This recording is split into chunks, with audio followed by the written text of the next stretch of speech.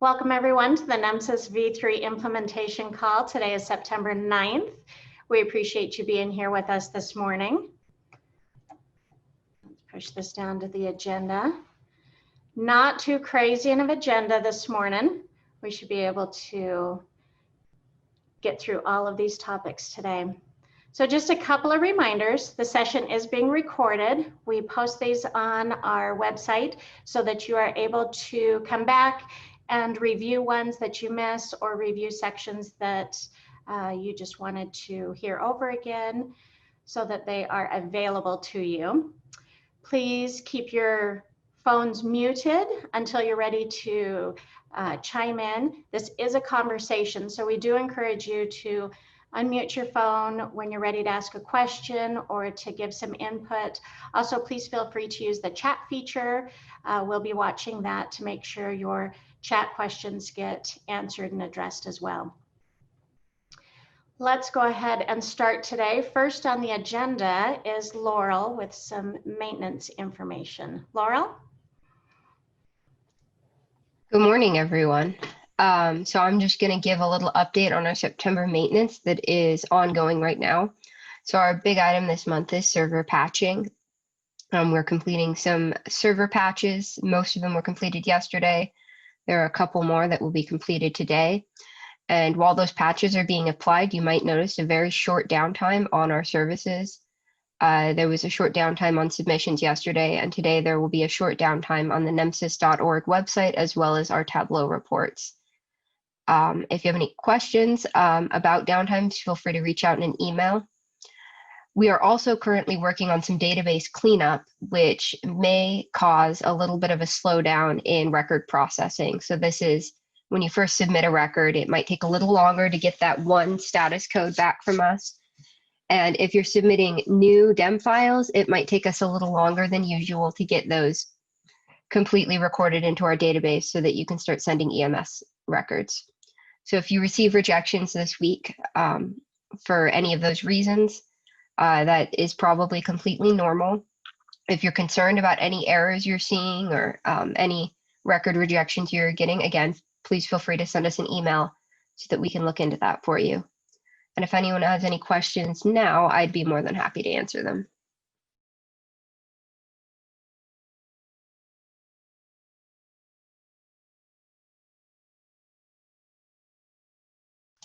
Awesome. Well, I'm just going to turn it over to Julianne again for the next item, or the next person for the next item. Thank you, Laurel. Next on the agenda is Clay.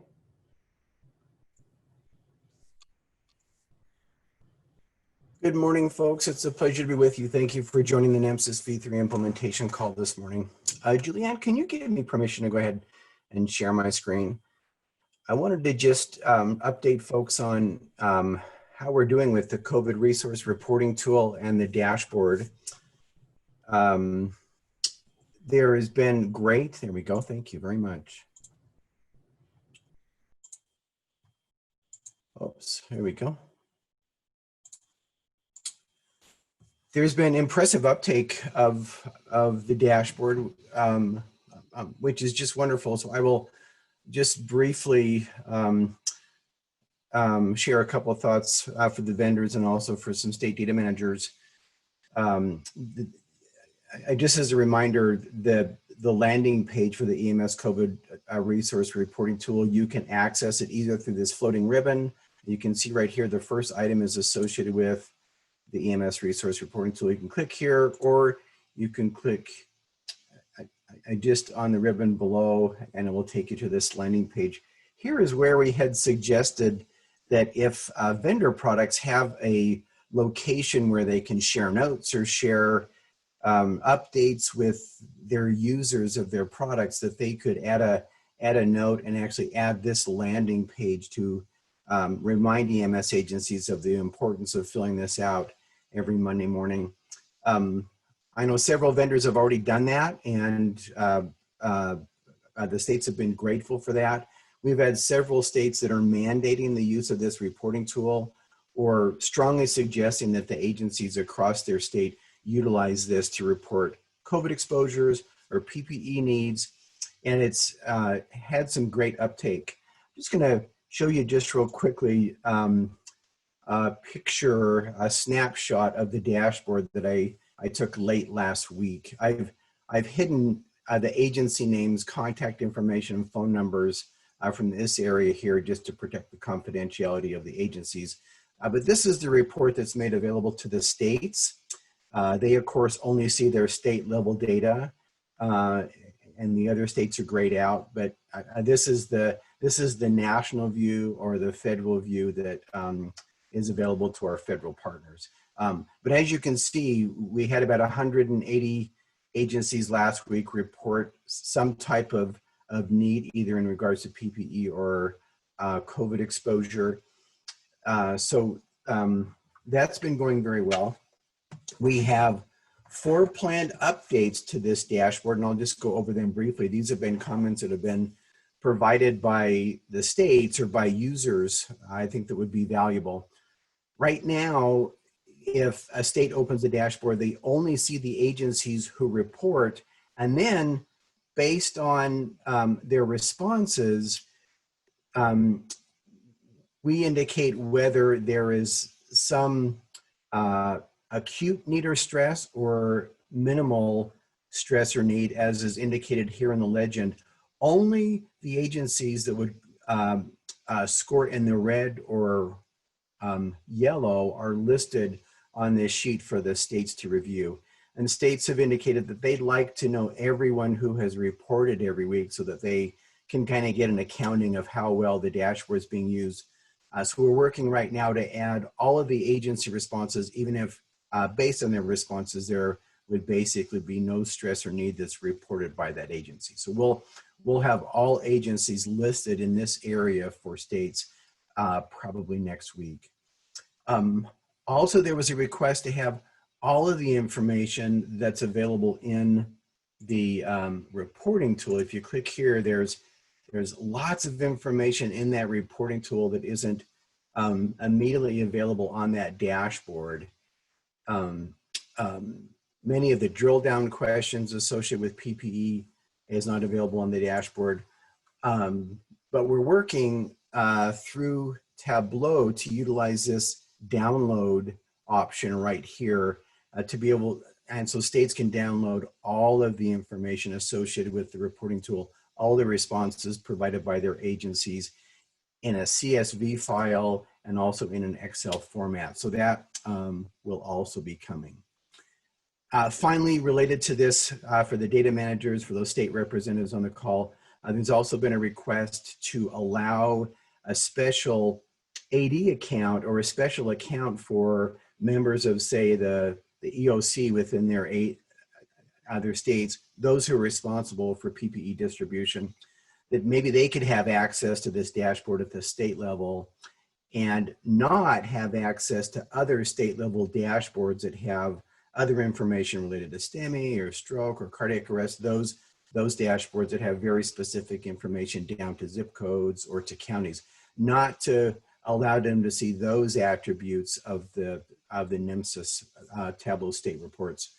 So we're working on a special AD account that could be given by the state to individuals who are just responsible for PPE, and they would just see this dashboard. So those are the 3 big changes. There's one small change we're making to the reporting tool, just widening the use of the reporting tool. There's been several states that want to use this tool not only for EMS, but also for fire reporting of PPE and other kind of first responders. So we're changing the language a little bit to kind of make that feel more comfortable for folks outside of EMS to complete.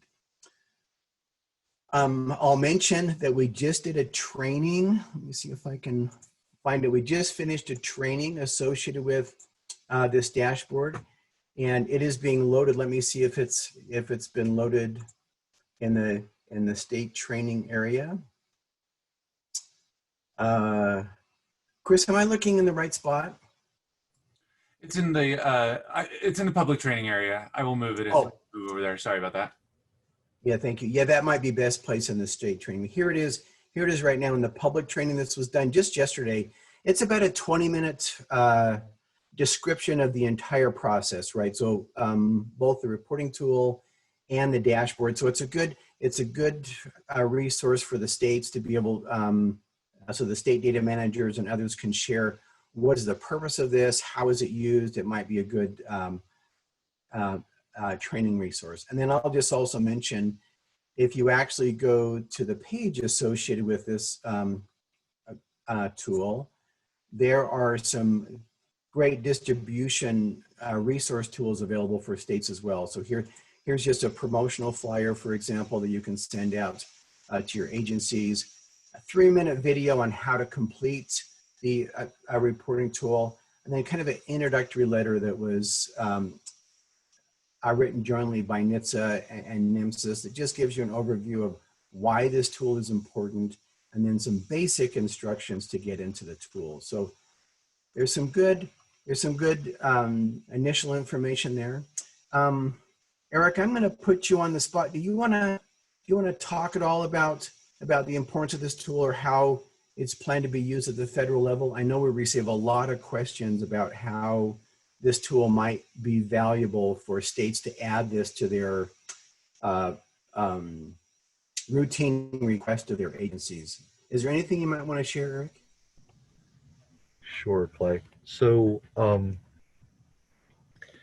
we originally started this to fill in the void that HHS and FEMA in the very beginning were reporting out on a weekly basis, and then at certain times when requested, the amount of PPE needed, and that was the original focus, and then it became about the resources in general in terms of personnel.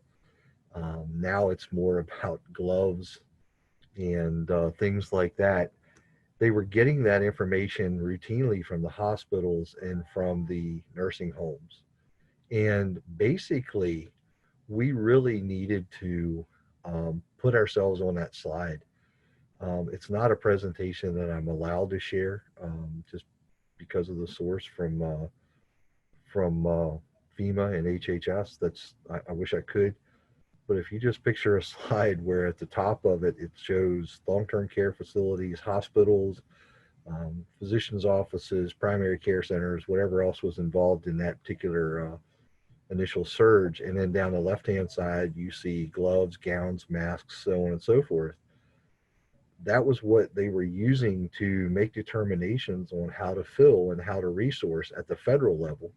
Then those resources went to the state. Missing from that slide was any mention of fire EMS. And that went on for quite a while, despite our pushing. And the problem was we didn't have the data to support putting it on there. So that's what the information here is. And our N for this, quite frankly, is about 10,000, and we're nowhere near that, and we understand that. But I don't think we have the surges right now to, as people really need things, I think, this will be the way to help emphasize the fact that they're not getting what they need. And I don't think we're there yet, because from what we see, a lot of the concerns now are long-range personnel shortages for EMS programs, the fact that we're not educating at the numbers that we were prior to COVID. How are we going to make up for that? Because services are losing people faster than they're hiring people. And in some cases, even before COVID, we know recruiting paramedics in especially the rural areas was very difficult. And the second one is the operational funding, the operational revenue, not having that sustainability out 6 months or a year. I've created a file, one called closures and one called funding. And I'm working on drafting some outlines for a standard report for what happens when services are reporting that they can no longer function. What's the impact on the community? How many people does that impact? Did someone just buy them and the sustainment's there?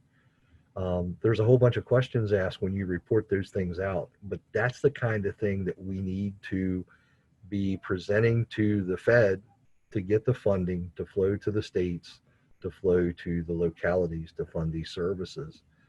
And honestly, the hospitals and nursing homes, or long-term care facilities as they're called, they don't have that infrastructure either.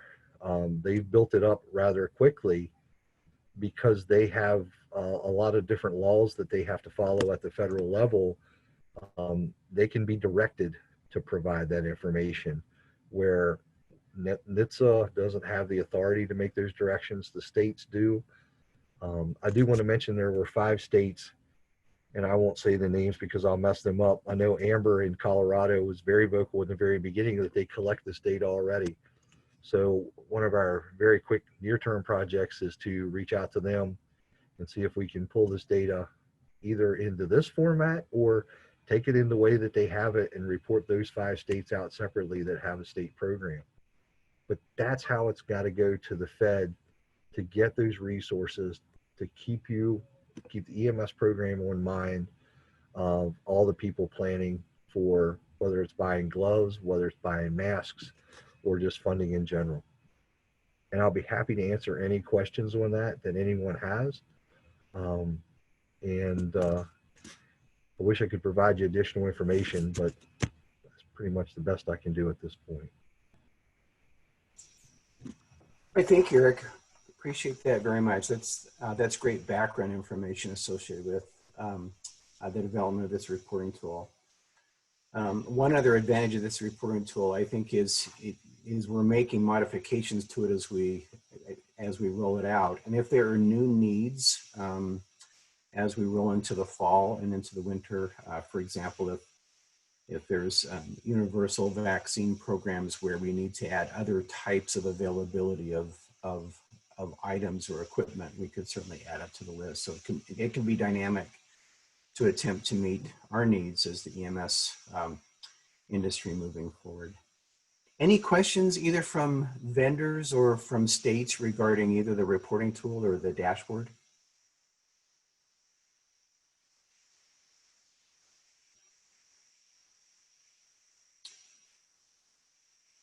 All right, and if you are a vendor, if you have not added some type of a link to the landing page on the NHTSA website, if you do have such an area where notes are posted or updates are described, if you could add that there, we would very much welcome that. And if you need language, a couple of sentences to support the posting, we'd be happy to provide that as well. All right, Julianne, I'm going to go ahead and turn it back over to you. All right. Next up on our agenda is Josh. He's going to spend a few minutes with us talking about ET3. All right, just a quick another update on the ET3 project, a couple resource updates to make you aware of. So I'm going to go ahead and scroll down to the bottom of the NHTSA homepage and go to the Git repository link, and then head into the NHTSA States project, and then the ET3 project. We talked to you about upcoming updates to the StateDataSet. So that update was published yesterday. It added that additional custom element that we talked about a couple weeks ago about tracking, whether EMS had offered an alternative disposition to the patient and whether the patient had chosen to accept that alternative or not. ET3 team ended up deciding to go with it as they had drafted it in the draft that we showed you a couple weeks ago. They didn't make any further changes to it. And we also added etimes.08 to the element list of elements to be collected. The bigger update that we want to make you aware of is that we now have published a Schematron file for ET3. And this is what we are considering like a candidate release. And we would like to ask for vendors to grab this, throw it into a test system, run some data through it, do a little bit of testing, and then report to us any issues that you may find, either bugs in the file or just things that you think maybe where the validation didn't work the way you would expect it to. So any feedback on this Schematron schema would be appreciated over the next couple weeks. And then around the end of the month, we'll go ahead and finalize it. In addition to the Schematron file, we did throw up an Excel workbook that'll just list out the rules that are in that Schematron file and a few notes about some of those rules There are 30 rules in the file, and all of them are warnings. So none of these rules would cause a record to be rejected by ET3. So records would only be rejected if they failed the national schematron schema or the XSD. So that's the quick update on new resources available for ET3. We encourage you to check those out and then share your feedback with the NMSIS TAC. And Clay, I thought maybe it'd be helpful to mention, I believe we have ET3 on the agenda next week for the implementation call. Is that right? Yeah, great comment. Yeah, they'll be providing a presentation, I think on day 3, related to ET3, where it stands, how it's moving along, what are the new timelines based on the delays that have occurred this year. And so it might be a great opportunity if you've had a chance to at least take a look at this as vendors, take a look at the Schematron file, take a look at the approach that they're taking. If you have any questions, Neil Milan will be speaking during the V3 implementation meeting, and he's very versed on kind of the development of this, both at a high level, kind of a business level, and he's also technically pretty savvy as well. So that could be a great opportunity for you to ask questions directly to ET3. Yeah, thanks. Any questions at this point? Hey, Josh, Yes. is the E3 going to require both schematrons, your schematron plus theirs, or is it just theirs? For records submitted to ET3, to CMS for the ET3 project, they will be validated through the national XSD, the national schematron file, and the ET3 schematron file. Okay. I think there was another question or comment. Yeah, it's Frank with R1. Was there any additional discussion or outcome on the custom elements for ET3? I know that we were kind of reusing type of place for qualified. Right, yeah, type of destination type, and recognizing that there's going to be some places that have multiple types. They are a clinic, but they're also a qualified healthcare or a federally qualified health center or a rural health clinic. Yeah, we had some additional discussion with the ET3 project staff about that. And the kind of where that ended up is they reinforced to us that the ET3 participating agencies are going to know exactly who they're working with for ET3. They're going to have a very specific list of those partners that they have written agreements with. And so they're, you know, kind of the approach that they were recommending was that those agencies participating in ET3 should be the ones to take the lead on working with their vendor and with their state to say these are the additional places where we're going to take patients, and this is what we'll need to set up. So that's where that discussion went, and I think next week might be a good opportunity if you feel like you need some further discussion on that. You can have some direct conversations with the ET3 team. Yeah, okay, that sounds good. Yeah, I think you know, when it comes to thousands of medics at a large agency, getting them to understand urgent care versus federally qualified healthcare facility is going to be interesting. But yeah, the larger the agency, the more complex that gets. sure, yeah, we've done it before though. We'll figure it out. Yeah, and we did mention that, you know, that was one of the things that was noted is that even today there are places that have multiple types. That's something we have had to deal with already. So there's some precedent for it. Yeah, Frank, and this is Clay. I think this conversation we had with ET3 again brought up the idea that there will be a set of instructions or information that needs to be made available to the participating agencies developed by ET3 to ensure that they understand how to correctly report their data. So this would be a great thing to bring up next week, Frank, just to again reiterate the importance of that additional documentation for the agencies. Sounds good. Thank you. All All right, any other questions on ET3?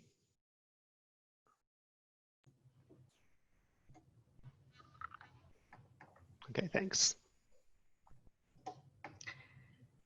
All right, we'll put the agenda back up. Next on the list is Clay again. All right, let me share my screen again. Just want to update you in regards to the work we've been doing with Page, Wolfberg, and Worth, an attorney firm that's mostly associated with EMS-related legal issues. We've been working with them to help develop some tools that will help facilitate the bi-directional sharing of data between EMS and hospitals or other health information exchanges. And folks will know that we have at least released one of 3 documents that we're working with them on. And I'll just show you where that is again. If you go to using EMS data, there's a new section called NHTSA 101 that's being updated on a regular basis. If you roll down through here, we have a section on bidirectional data exchange, and folks will remember this larger white paper that we've had posted there for a couple of weeks that we worked with Page, Wolfberg, and Worth to develop. This is a great document. It's a lengthy document. It's colorful. It really goes into great detail and provides a lot of information. I think this has been widely distributed, and so we'll look forward to it being used much. There's a new document that we're working on now that we're just waiting for final approval from NHTSA on. I'll just give you a feel for what it is. This is a letter that is very brief that goes over the information that you find in that larger document, but it's more of a lawyer to lawyer conversation, right? So it's a formal legal opinion that is developed by Page, Wolfberg, and Worth that states or hospitals would be able to share with their legal teams on their side that talks about what precedent is in place to allow for the bidirectional exchange of data. So this is a much more condensed legalese document, and that will be posted very soon on this very location under NHTSA 101 right here. There's one final document that we'll be releasing probably the end of this month, and it's basically just an update to the 2008 Page, Wolfberg, and Worth letter that's been on the NHTSA website for a number of years that just talks about the ability of EMS agencies as business associates to share their data with states and with with NHTSA. There's been some new developments in HIPAA law that further facilitates that exchange. And so we're just updating that letter to ensure that it includes all the latest information regarding HIPAA. So I'll stop there and see if there are any questions about these tools that are being made available in regards to the sharing of bidirectional data.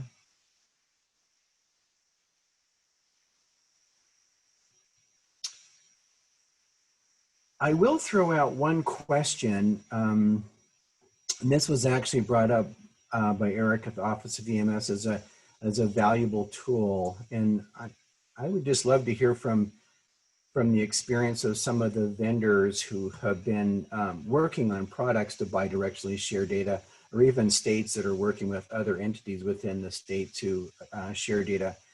There was this idea that perhaps we could develop another tool, one that uniquely described the responsibilities that would be required of an agency who was to receive bidirectional data. So there was some concern that, yeah, we can provide these documents that indicate that there is legal basis and standing for the bidirectional sharing of data, but is there a document that EMS agencies can look at that clearly differentiates their responsibility to maintain the confidentiality and the security of that data? And are those things in place? Thinking that maybe some of the reason why there is a reluctance to share data is the idea that at the EMS agency side, hospitals and others may not feel comfortable in sharing that data, and that they might feel they have responsibility if there was a breach on the EMS side, or they just feel like they're not secure enough, or they're not aware of the needed confidentiality requirements that need to be put in place to ensure that patient identities aren't shared. I'll just throw that out. Does that seem to be another valuable product that perhaps we could develop that could be utilized by agencies that just outlines their responsibility if they're bidirectionally sharing data?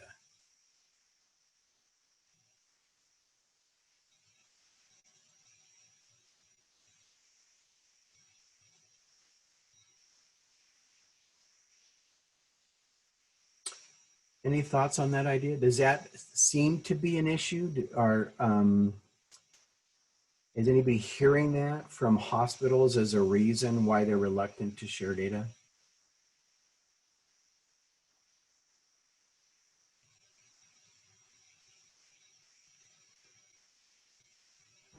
All right. Well, This is Adam from EMS Charts. I'll certainly bring that up with the guy that is usually working with the hospitals. I don't have a lot of those details, but I'll pass along, try to get an answer. Okay, Adam. Yeah, that'd be helpful. That'd be helpful just to see if this would be something that would be valuable. Hey, Clay, this is Michael from Schematron. Hey, Mike. Hey, I guess I wouldn't say that it's been brought up a lot by hospitals, but I wouldn't see that wouldn't be a bad idea to give that information to EMS, just in case that it does get up or does come up in conversations, and making sure that they just understand what they need to do. So I'd see it as a good thing. Okay, great. Yeah, thanks, Mike. That's helpful. Any other comments? There are some other laws besides HIPAA that can stand in the way of that. SAMHSA being the prominent one, where certain kinds of patients can opt out at arbitrary times. That's been one of the actual bigger hurdles than HIPAA. Okay, David. Yeah, that's helpful. Thank you. David, was that the one mentioned in Jonathan's paper?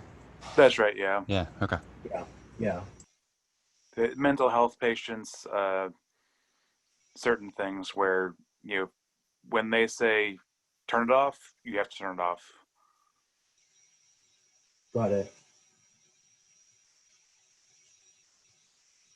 A good comment. Yeah, thank you.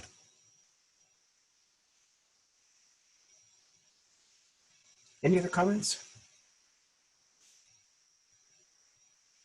All right, thank you. Yeah, I think we'll push ahead with developing some type of a document, perhaps similar in kind of structure to this, that's more readable, that would be available to agencies to share and review. Clay, just a comment on that. Yes. If anyone has anything that they think needs to be specifically included in that, please send it to Clay.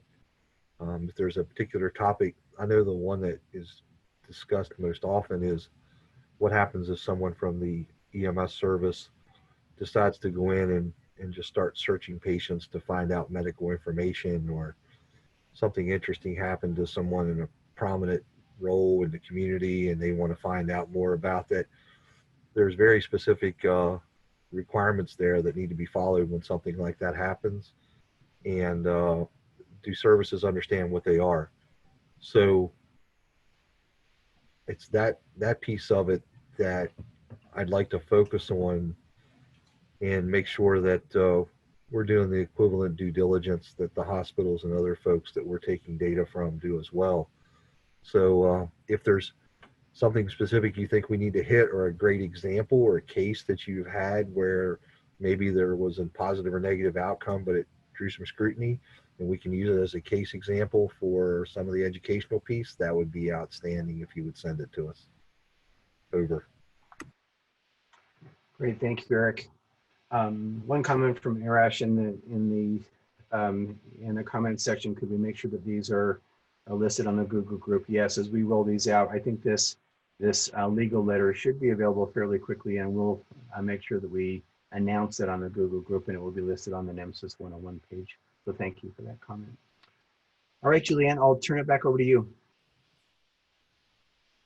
All right, thank you, Clay. Next on our agenda is Monet. Monet, do you want to share your screen? Yes.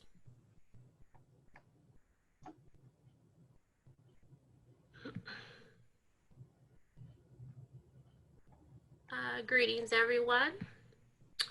You should be able to see my screen right now. I was asked to give a brief overview of this email that goes out on Fridays. Basically, I'm saying, greetings, NHTSA stakeholders. Listed below are the updated resources for your review and your distribution. Thank you for your dedication to EMS services, and please contact us at the TAC for assistance updating your state data sets, or if you have questions about other resources. I actually want to also thank all of the state data managers that participated in the boot camp. At least 2 managers shortly after the boot camp contacted me, and we were able to get their state data sets updated. So this is what the email looks like. If you're subscribed to the Google group, I'm sure you've all seen this. At least 90% of you have. At least I would make that assumption. But you can see here basically that Alabama has updated their state data set. This was from the August 31st push to your Google emails. And then we have Massachusetts. Now I want to show you the one here below with Montana, because typically a state might just address one section. However, in this case, the acting manager took some time to update her custom elements. She also updated the national elements, the list of state required elements. They added their certification and licensure levels, as well as updated their facilities. Now, all of these updates do not need to take place at one time, but the goal is to try and get something updated you know, as frequently as possible. The next thing I want to actually show you is I'm going to go ahead to the NHTSA website, because this information is actually available to you. I'm going to scroll down here to the state map, and I'm going to click on one of my good buddies, the state of, oh, maybe not. Let's see, maybe I'm having some internet trouble here, but the information is available on the NHTSA website. Let's see if I can try and get that up here. Julianne, do you mind showing the NHTSA website? I'll walk you through it. Sure will. Let's pull it over. Okay, fantastic. So let's go to Nebraska and scroll down. So let's go back for a second. Okay, sorry, right here. The standard implementation tools is what I'm referring to when I say state resources. So that might include your state data dictionary, or it might include the state data set specifically. It may also include your Schematron rules or your web services configuration file. So if for some reason your state, if you have not updated your state data set, if you notice that this date is from 2017, 2018, or 2019, these are the resources I'm referring to that we would like to see possibly updates to your agency list or your facilities that you're transporting patients to. Anything that you can do to update your resources. Now what happens, Julianne, go ahead and scroll up for a second here to the breadcrumbs. So we want to go to state V3 state map and resources on the breadcrumbs. And then scroll down all the way down towards the bottom of this page.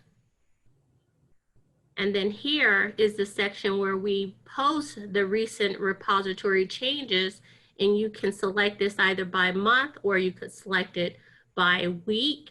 And I normally select this by week and simply copy the information. Yes, you can select it by week. And then I would go ahead and push this out. So you can see here, Josh has updated the ET3 project custom elements, and this would be we would push this out on Fridays. So now what I want to do is I want to show you the support tab, and I just want to remind you that if you need assistance with your updating any of your resources, you can find our information here. You can specifically find my information under state level NHTSA programs, and send me an email. We could set aside, 15, 20 minutes, however much time you need, and we can simply just update one area of your resources at a time. Are there any questions? Okay, thank you so much for your time. All right, thank you, Monet. Next on our agenda is Bridget, and I know she wants to share her screen as well. All right. Good morning, everyone. I hope everybody's doing great. Yeah, we're still freezing here in Utah, so we're still trying to adjust to all of that for another day or so. Just a reminder on our main meeting for the annual meeting that's coming up on the 15th, 16th, and 17th. Please make sure to get your registrations in, get those done if you can as soon as possible. That way we can keep track of everything, make sure that everybody's taken care of. And if you have any questions on it, please just feel free, reach out to me. I'm always on email. You can either shoot me an email or you can give me a call, whatever is going to be the best thing for you guys. Also, if you are a vendor, please, please, please remember that you have to be on this call for all 3 days. Make sure that you guys get those registrations in, make sure that you guys attend, and then we can make sure that you guys get your credits for that. You guys have any questions at all on the annual? Would you show them real quick, Bridget, where to find the registration page from the website? Yes, let me grab that for you. Give me just one moment.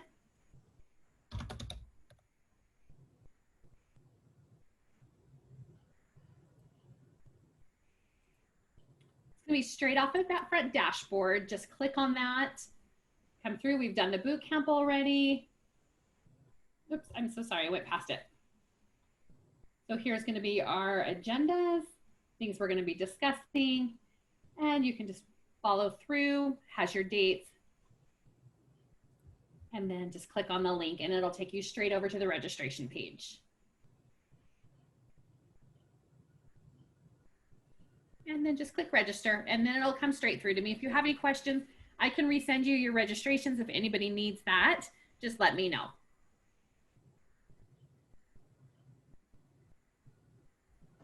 Any questions? All right. Hi, Bridget. This is Samantha with ESO. I was just checking, have we gotten an agenda for this yet? We are still finalizing Okay. that. That should be out within the next couple days or so. We're hoping to get that finished up for you guys. Okay, thanks. You bet. All right, Julianne, you're set. Awesome, thank you. Bridget, would you put in the chat the link to that Eventbrite registration page? Absolutely, I'll do that right now. All right, thank you. Next on the agenda, just a reminder about some of the public trainings that we have available. This utilizing the COVID resource reporting tool, that's the one that Clay showed you earlier in the V3 call. That happened yesterday and is available on the website for review. In October, we're doing a training on ways to improve the quality of state data. And this will be presented by Clay and Kevin White. And then in November, we have StateDataSet training for Collect Data Software developers. This will be presented by Josh Legler. All of these trainings are at 10 a.m. Mountain Time. They usually go 30 to 45 minutes, and then there's time for questions and some interactive hands-on learning through the process on those things. So we try and build in enough time to have a good question and answer session. The flyers for those always go out on Google Group. So the next one that you will be seeing is a flyer for this October 6th training. And again, those are all at 10 a.m. Mountain Time. Hey, Julianne, this is Clay. I'll do a quick pitch for the October 6th presentation. We'll be concentrating on how to utilize the Tableau dashboards to actually develop data quality reports for individual agencies that can be automatically generated and then sent to the state data manager, who can then forward them on to the individual agencies that you'd like to concentrate on improving their quality. So I know at the state level, oh my gosh, with everything that's going on, it's incredibly hard to focus on things like this when there's so many other fires to put out. But this will provide a way for you to, I don't know, say for example, you want 1 month to concentrate on 5 agencies whose data quality is a little less than perfect. This would provide a way for you to develop canned reports that could come out and provide them with very detailed information regarding their data quality that you could push out on a weekly basis to them, so that they would have something that they can actually work on. So just a quick teaser. Thanks, Julianne. Thank you, Clay. Any questions on those trainings? And we are happy to take suggestions if there are trainings that you feel would be valuable. We've had some really great suggestions from state data managers, and we really appreciate that. If there are tools or trainings or resources that we can develop and offer to you, then we are happy to do that. Next on our agenda are just any items from Office of EMS. Eric, that would be you. I think the only thing I have that hasn't already been discussed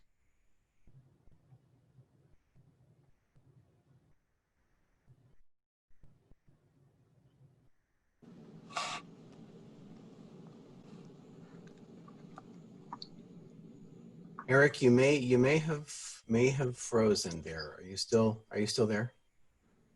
He's not on mute. Perhaps his reception from the DOT office went down.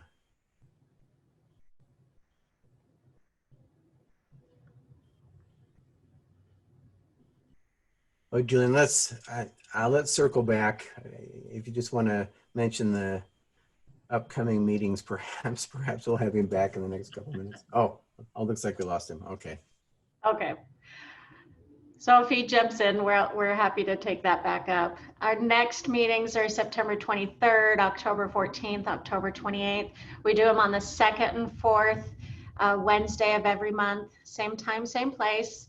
Start at 11 and hopefully end by 12:30. Often we are done before then. The V3 implementation calls are required for the vendors for the participation compliance component of compliance testing. So if you have any questions about participation or anything on the call that we've addressed today, we're happy to take those questions, whether it's on these calls or email or phone call. We're happy to help in any way. And I don't think we got Eric back. All right, we will address whatever his topics were on our next call. Any final open forum. Are there any questions, any issues that you want to bring up while we've still got everybody together? I do. I had a question related to ET3. It might actually be for image trends. They could comment. So if you get two custom elements with the same custom element ID, so e-disposition 12 or 21, is it going to handle that?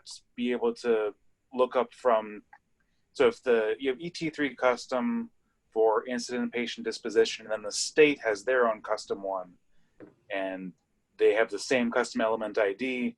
Is that safe to do from our side?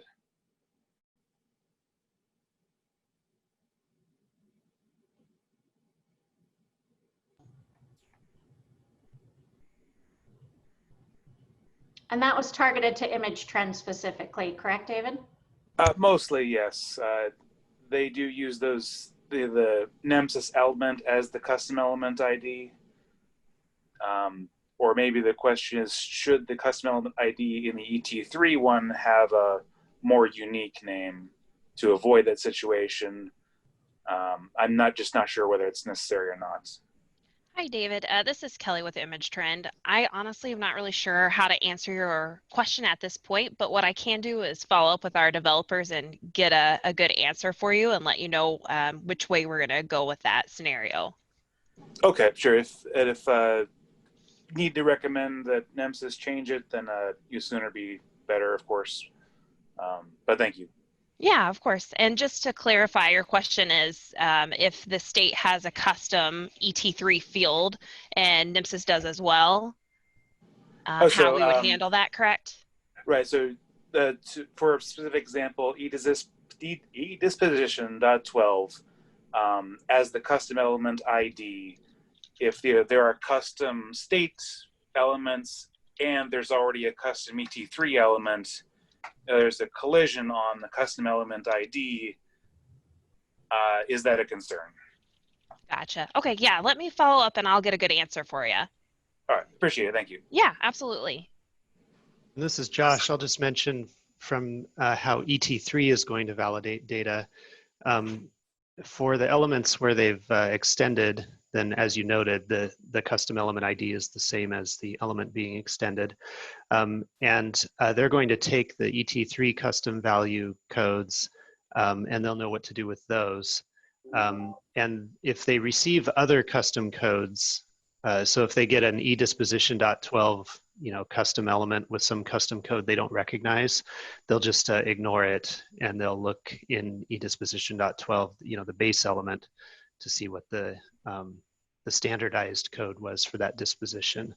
So at least on the ET3 side, I think it'll be flexible. We intentionally did that so that agencies could continue to report custom data that ET3 does not recognize, and ET3 to just kind of transparently ignore that custom data. Okay, and you're not caring about the custom group, the e-custom configuration section? Right, in the ET3 Schematron file, we just added some rules that look at the custom results. And okay. So we didn't do anything to check the custom configuration data. Okay, and if you got like a state-specific custom code, it's just gonna ignore the whole file, or what would happen? It would just ignore that custom value, and it's going to take what's in the base element. Okay. Okay. This is David. This is a similar kind of concern to what I was asking about earlier. So I think we'll talk about it on next week's call. But if you end up in a state where they require a strict documentation of a facility as this type, and they need to report to ET3, or similarly with disposition, if it's an extended element, this kind of thing, those only allow one value to be documented there. So yeah, that's where it gets tricky, right? Yeah, if ET3 and elements. Right. Yeah, if ET3 and the state customized an element in a different way from each other, for the same sort of thing, but they want different codes, that could get tricky. Yeah, perhaps one additional thought here. I mean, the codes that have been assigned, the custom values associated with ET3, those codes have been assigned. Perhaps Kelly, on the image trend side, perhaps you could just look and see if those same code numbers are utilized anywhere in your system. That might be helpful. Yeah, I absolutely can do that for you guys. And not just for image trend, but I guess for any state data system. Yes. Same issue.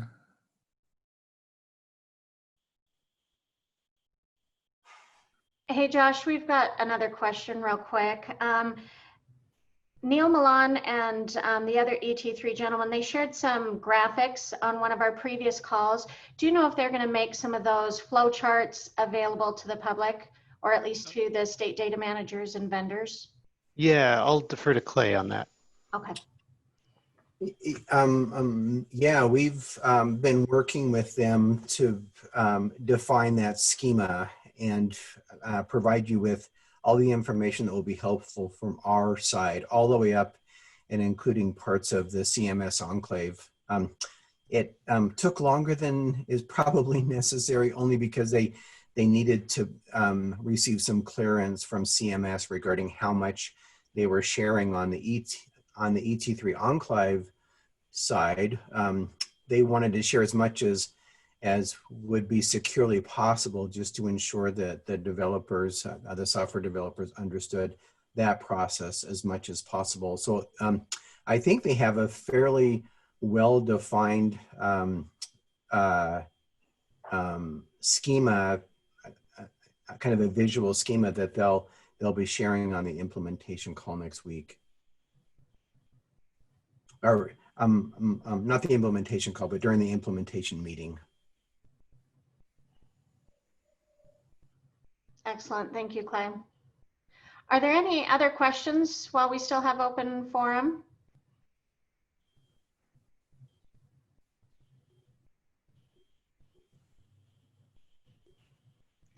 It looks like we've got Eric back with some good internet, perhaps. I hope. I'm in the office today, so that pretty much explains it. Explains the mask too as well. So I was just going to say the one topic I had and I hadn't heard mentioned is there's been a lot of interest, as many of you are aware, in ketamine and ketamine use. So we have been talking with Clay, and we'll talk later on this afternoon about doing a couple projects related to ketamine. And I know some of the states have, or some of the vendors may have initiated some different things. If you have something, a project ongoing that you'd be willing to share, please send that information to Clay and Julianne. We're looking at a couple states. We've had a meeting with the at the SEMSO and talked about some options. So we're trying to identify how we would like to go forward, reporting out its use and efficacy for the medication, and then addressing some of the things that you might be seeing in the papers or may have seen in the papers. So more to come on that, just kind of a heads up on something. That's all I have, Julianne, unless somebody has any questions for me regarding NHTSA, NEMSIS, or any other topic they would like to address today.